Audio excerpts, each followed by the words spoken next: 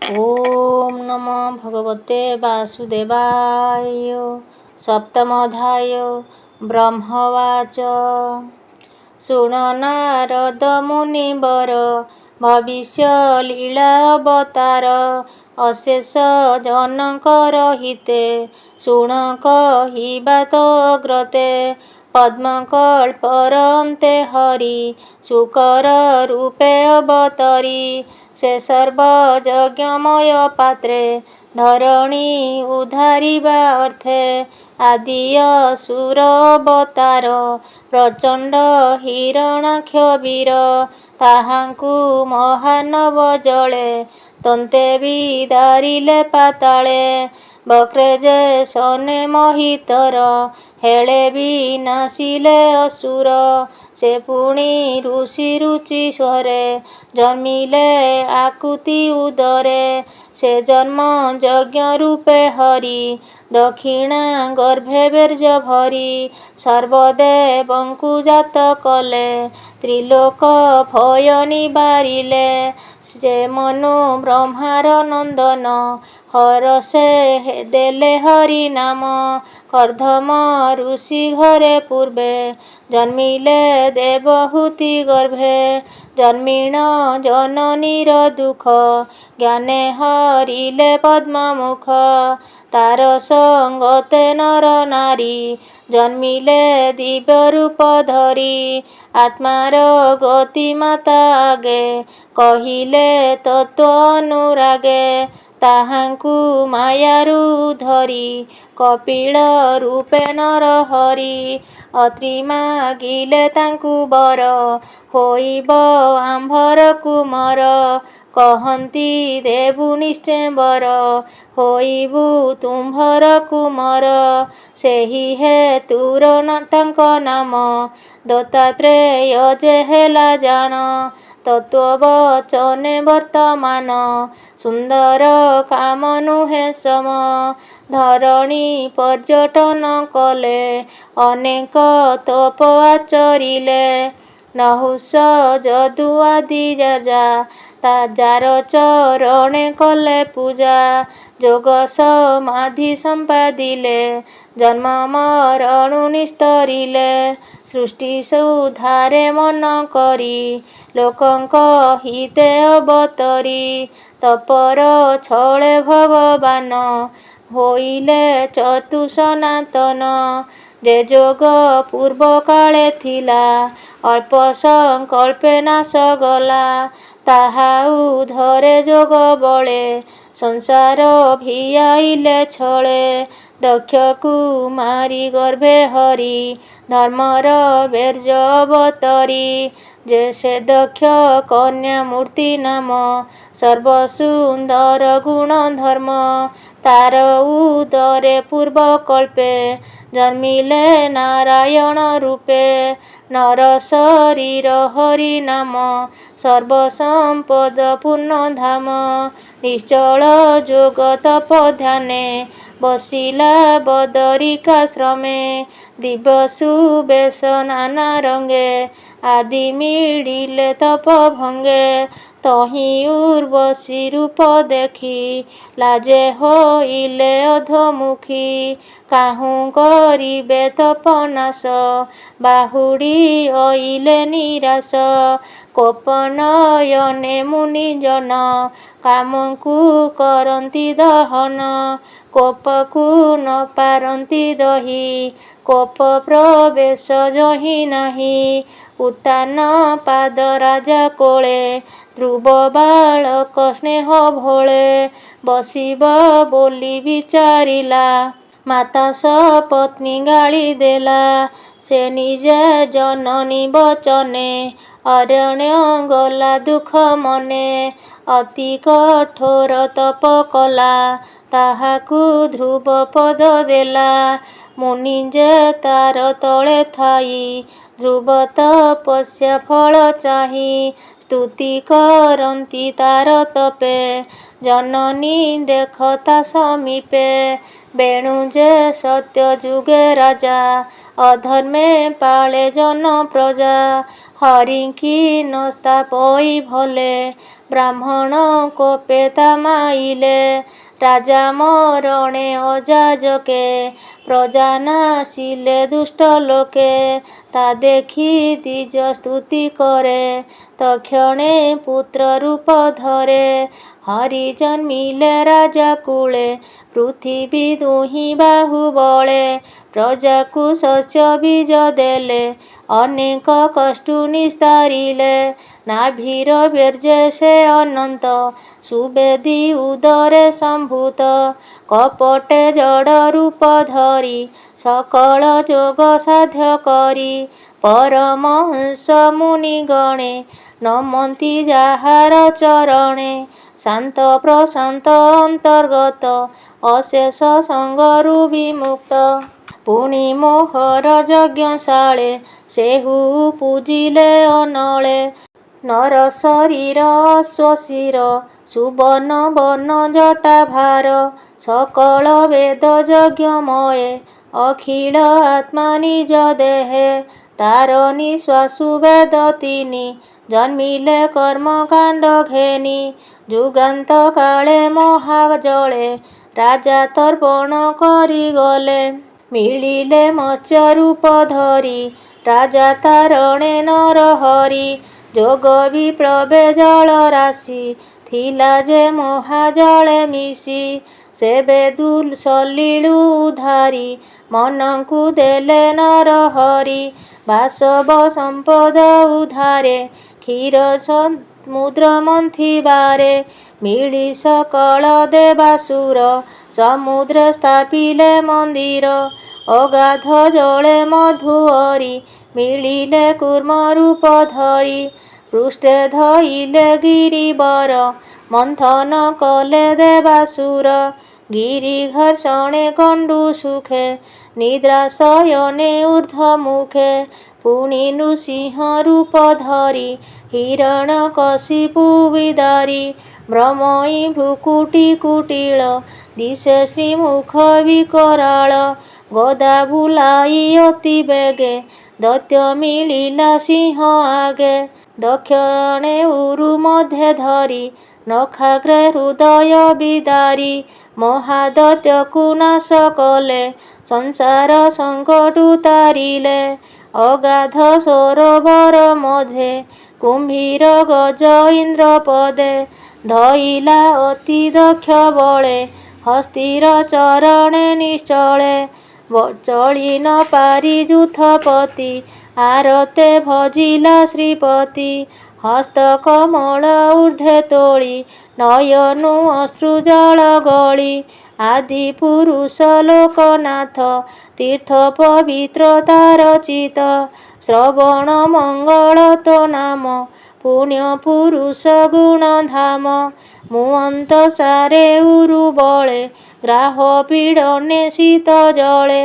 ତୋ ବିନା ଆଉ ଗତି ନାହିଁ, ମୋ ପ୍ରାଣ ରଖ ଭାବଗ୍ରାହୀ। ରଖ ନ ରଖ ତୋ ଶରଣ, ତୁ ଯେଣୁ ଅଖିଳ କାରଣ। ସେ ହରି ସ୍ଥିତି ଅନୁଶୋନେ, ଗଜ ବିକଳ ଯୋଗ ଧ୍ୟାନେ। ମରଣ କାଳେ ସୁମରିଲା, ବିଷ୍ଣୁର ସମାଧି ଭାଜିଲା। ଯାର ମହିମା ଅପ୍ରମେୟ, ନିମିଷେ ବହେ ନାନା ଦେହ। ଦକ୍ଷିଣ ଭୁଜେ ଚକ୍ର ଧରି, ଗରୁଡ଼ କନ୍ଧେ ବିଜେ କରି। ଚକ୍ର ପ୍ରହାରେ ଗ୍ରାହ ମାରି, ହସ୍ତିର ହସ୍ତ କରେ ଧରି। ଜଳୁ ଉଦ୍ଧାରି ନାରାୟଣ, ଅନ୍ତର କଲେ ତତ୍କ୍ଷଣ। ଅଦିତି ପୁତ୍ରଙ୍କର ମାନ, ନିର୍ଗୁଣ ଶରୀରେ ବାମନ। ବଳିକି ଛଳିବାର ଆସେ, ଇନ୍ଦ୍ରାଦି ଦେବଙ୍କ ବିଶ୍ୱାସେ। କପଟେ ଦ୍ୱିଜ ରୂପ ଧରି, ଦାନେ ସମ୍ପଦ ତାର ହରି। ତ୍ରିପାଦେ ତିନି ଲୋକ ଜିଣି, ଏ ଅଧିଯଜ୍ଞ ନାମ ଭଣି। ସେବଳି ଦୃଢ଼ ସତ୍ୟ ମନେ, କୃଷ୍ଣ ଚରଣେ ଆରାଧନେ। ଶୁକ୍ରର ବୋଲ ନ ଶୁଣିଲା, ତ୍ରିପାଦ ଭୂମି ଦାନ ଦେଲା। ବିଷ୍ଣୁର ପଦ ତଳେ ଇଚ୍ଛା, ଇନ୍ଦ୍ରାଦି ପଦେ ନାହିଁ ବାଞ୍ଛା। ସର୍ବସମ୍ପଦ ଆତ୍ମା ତୁଲେ, ଅର୍ପିଲେ ବିଷ୍ଣୁ ପାଦ ମୂଳେ। ତୁଜେ ନାରଦ ତାର ଅଂଶେ, ଶରୀର ବହୁ ମୋର ବଂଶେ। ତପେ ଲଭିଲୁ ଦିବ୍ୟ ଜ୍ଞାନ, ଯୋଗେ ହୋଇଲୁ ଯୋଗୀ ଜନ। ମନୁଙ୍କ ମଧ୍ୟେ ମନୁ ବଂଶେ, ସମ୍ଭବ ଚକ୍ରବର୍ତ୍ତୀ ଅଂଶେ। ଦୁଷ୍ଟ ରାଜାଙ୍କୁ ଦଶ ଦିଗେ, ଜିଣି ସ୍ଥାପିଲେ ସାଧୁ ମାର୍ଗେ। ସେ ଧନ୍ୱନ୍ତରୀ ରୂପ ଧରି, ବ୍ରହ୍ମାଣ୍ଡ ମଧ୍ୟେ ଅବତରି। ହରିଲେ ପ୍ରାଣୀଙ୍କର ବ୍ୟାଧି, ଭିଆଇ ମନ୍ତ୍ର ମହୋଷଧି। ଯଜ୍ଞେ ସୌଭାଗ ଭୋଗ କଲା, ପ୍ରାଣୀଙ୍କୁ ଆୟୁର୍ବଳ ଦେଲା। ବ୍ରାହ୍ମଣ ଦ୍ରୋହୀ ଦେଖି କୋପେ, କ୍ଷତ୍ରିଙ୍କୁ ପରଶୁରାମ ରୂପେ। ପରଶୁ ଦକ୍ଷ ଭୁଜେ ଧରି, ଅବନୀ ପର୍ଯ୍ୟଟନ କରି। କ୍ଷତ୍ରିୟ ରୁଧିରୁ ତର୍ପଣେ, ତୋଷିଲେ ନିଜ ପିତୃଗଣେ। ମୋହର ବଚନେ ଦୈତାରି, ଇକ୍ଷ୍ୱାକୁ ବଂଶେ ଅବତରି। ପିତୃବଚନେ ଗଲେ ବନେ, ସପତ୍ନୀ ସୌମିତ୍ରା ନନ୍ଦନେ। ସୀତା ରାବଣ ହରି ନେଲା, ସେ କୋପେ ତା ବଂଶ ମାରିଲା। ବିଭୀଷଣଙ୍କୁ ଲଙ୍କା ଦେଲେ, ଦେବଙ୍କ ଭୟ ନିବାରିଲେ। ଜଳାଧିପତି ଭୟ କରି, ନାରାଚେ ଫଳ ରୂପେ ଧରି। ଚରଣେ ଶରଣ ପଶିଲା, ଲଙ୍କା ଗମନେ ମାର୍ଗ ଦେଲା। ଦିଗବିଜୟ ଲଙ୍କପତି, ଐରାବତ ନାମରେ ହସ୍ତି। ତାହାଙ୍କ ସଙ୍ଗେ ବାଦ କରି, ବାହୁ ପ୍ରହାରେ ଗିରି ଚୂରି। ଦେଖି ଭାଳିଲା ଗଜ ଶ୍ରେଷ୍ଠ, ରାବଣ ସଙ୍ଗେ କାହିଁ ହଟ। ସେହି ରାବଣ ଦର୍ପରଣେ, ସେ ରାମ ସଂହାରିଲେ ବାଣେ। ଭୂମିର ଭାରା ନିବାରଣେ, କ୍ଷୀର ସମୁଦ୍ରେ ଦେବ ଗଣେ। ଈଶ୍ୱର ଘେନି ଦେବ ବଳେ, ନମିଲେ ବିଷ୍ଣୁ ପାଦ ତଳେ। ଅନେକ ମତେ ସ୍ତୁତି ଭଣି, ବିଷ୍ଣୁ ସନ୍ତୋଷ ତାହା ଶୁଣି। ସନ୍ତୋଷେ ଶୁକ୍ଳ କୃଷ୍ଣ କେଶ, ଉରୁ ଉପାଡ଼ି ହୃଷିକେଶ। ସେବେନି ଲୋମ ମହି ତଳେ, ଅସୁର ବଳ ସଂହାରିଲେ। ତରିଲେ ଅବନୀର ଭାର, ମହାମହିମ ଚକ୍ରଧର। ତୃତୀୟ ଦିନେ ନାରାୟଣ, ଶୋଷିଲେ ପୂତନାର ପ୍ରାଣ। ମାସକେ ନନ୍ଦ ଘରେ ହରି, ପାଦେଶ କଟା ଚୂର କରି। ପୁଣି ଦଧି ମନ୍ଥନେ ଧରି, ରୋଳେ ବାନ୍ଧିଲେ ନନ୍ଦ ନାରୀ। ସେ ରୋଳ ଘେନି ନନ୍ଦ ବଳା, ବେନି ଅର୍ଜୁନ ମଧ୍ୟେ ଥିଲା। ଅତି ଉତ୍ସର୍ଗେ ବେନି ବୃକ୍ଷେ, ଉପୁଡ଼ି ପଡ଼ିଲେ ପ୍ରତ୍ୟକ୍ଷେ। ସେ ପୁଣି ଗୋବତ୍ସା ରକ୍ଷଣେ, କାଳିନ୍ଦୀ ତଟେ କୁଞ୍ଜ ବନେ। ବତ୍ସା ବାଳକ ବିଷ ଜଳେ, ପଶିଲେ ତୃଷାର ଆକୁଳେ। ସକଳେ କଲେ ଜଳପାନ, ତକ୍ଷଣେ ହାରିଲେ ଚେତନ। ଅଦ୍ଭୁତ ଦେଖି ଭାବଗ୍ରାହୀ, ଅମୃତ ନୟନେ ଅନାଇ। ତାହାଙ୍କୁ ଜୀବଦାନ ଦେଲେ, ସେ ଜଳେ ସର୍ପକୁ ଦେଖିଲେ। ଦୂରେ ନିରେଖି ନାଗକୁଳ, ଅମୃତ କଲେ ବର୍ଷା ଜଳ। ଜନ୍ତୁକୁ କରାଇଲେ ପାନ, ଅଦ୍ଭୁତ ଗତି ଭଗବାନ। ଅମ୍ବିକା ବନେ ଗୋପୀ ଜନେ, ଶୟନେ ନିଶି ଅର୍ଦ୍ଧମାନେ। ଅଗ୍ନି ବେଢ଼ିଲା ବନେ ଆସି, ପ୍ରଳୟାନଳ ପ୍ରାୟେ ଗ୍ରାସୀ। ଅନଳ ଦେଖି ନନ୍ଦ ବଳା, ବଦନ ଲୁଚାଅ ବୋଇଲା। ଡରେ ଲୁଚାଇଲେ ବଦନ, ଗୋବିନ୍ଦ କଲେ ଅଗ୍ନିପାନ। ମାତାର କୋଳେ ବସିଥିଲେ, ଚୁମ୍ବନେ ମୁଖ ବିସ୍ତାରିଲେ। ଗୋପୀ ଚାହିଁଲେ ତା ବଦନ, ଉଦରେ ଅଶେଷ ଭୁବନ। ବରୁଣ ପୁର ଦଇତ୍ୟାରି, ନନ୍ଦର ବନ୍ଦୀ ମୋକ୍ଷ କରି।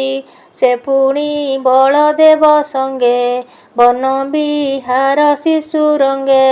ବ୍ୟୋମା ଅସୁର ମାୟା କଲା, ଗୋପାଳ ପୁଅଙ୍କୁ ହରିଲା।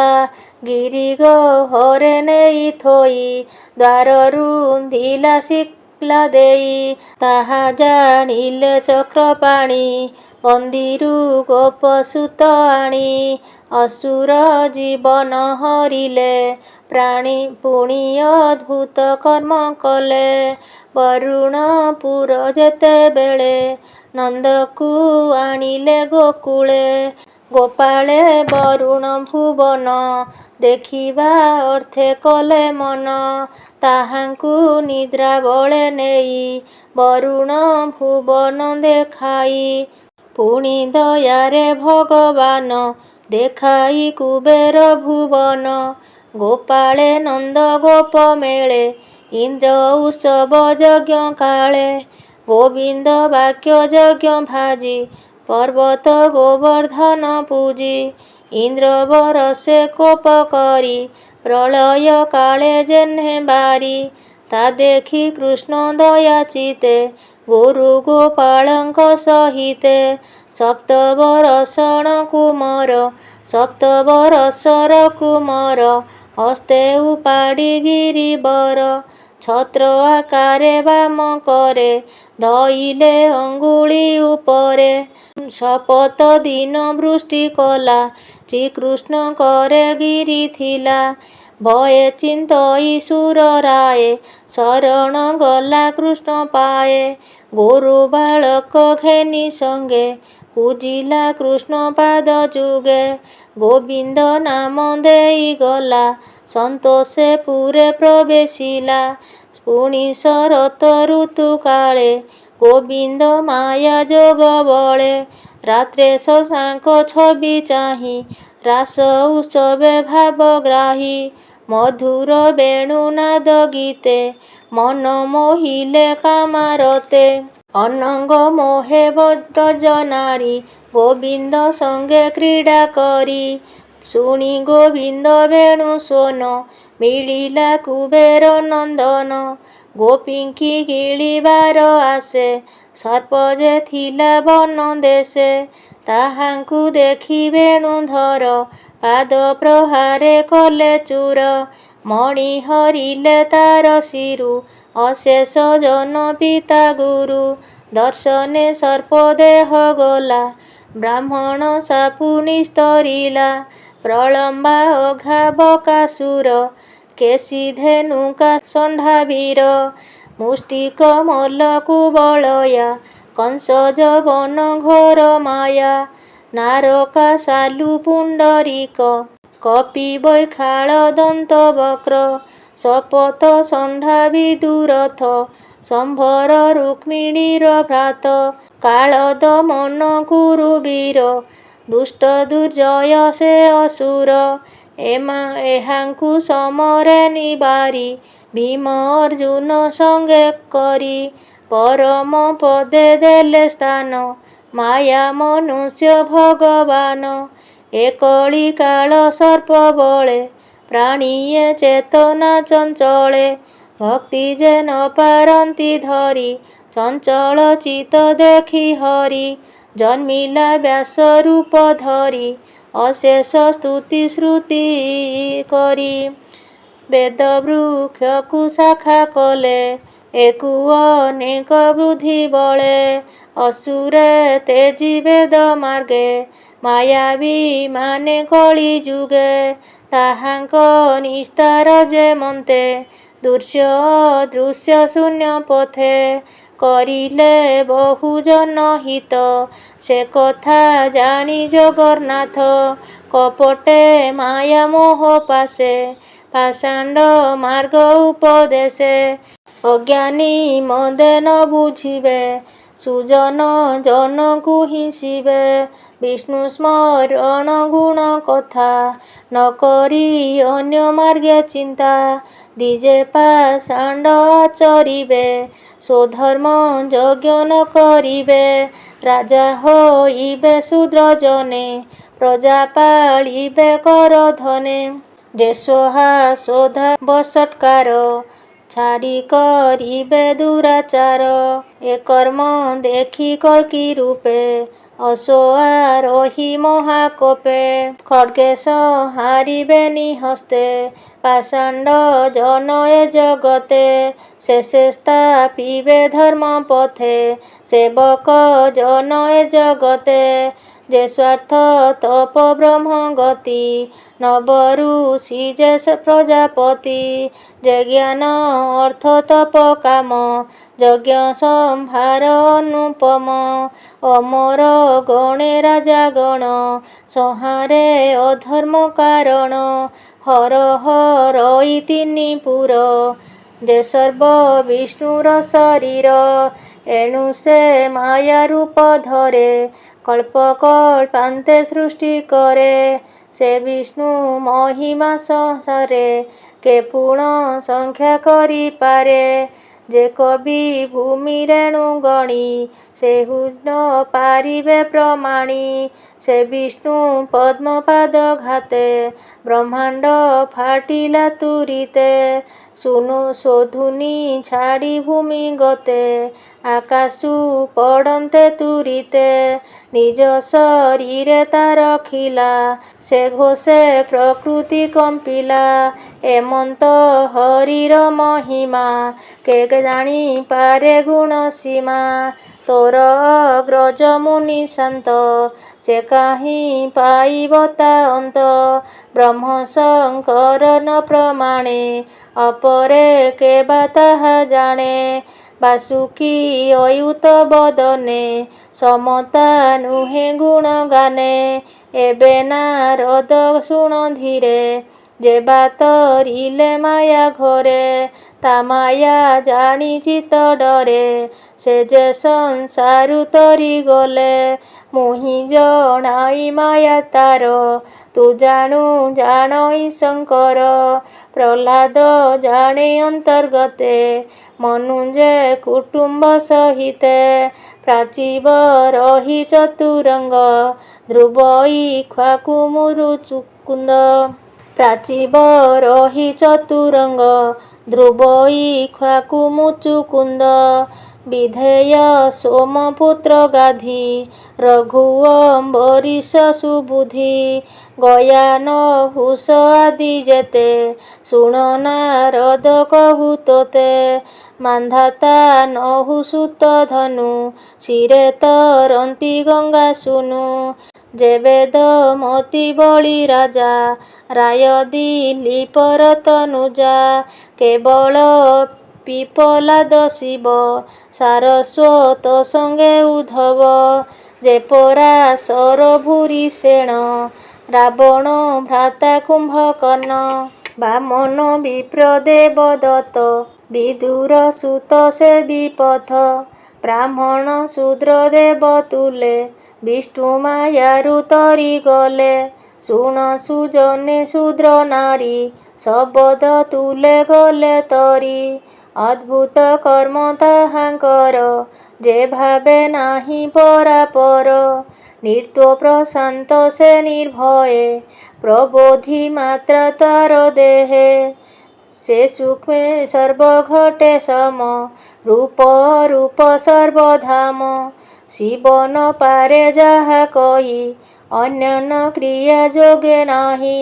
ଯାର ସମ୍ମୁଖେ ଭଗବତୀ, ଲାଜେ ପଳାଇ ଶିରପୋତି।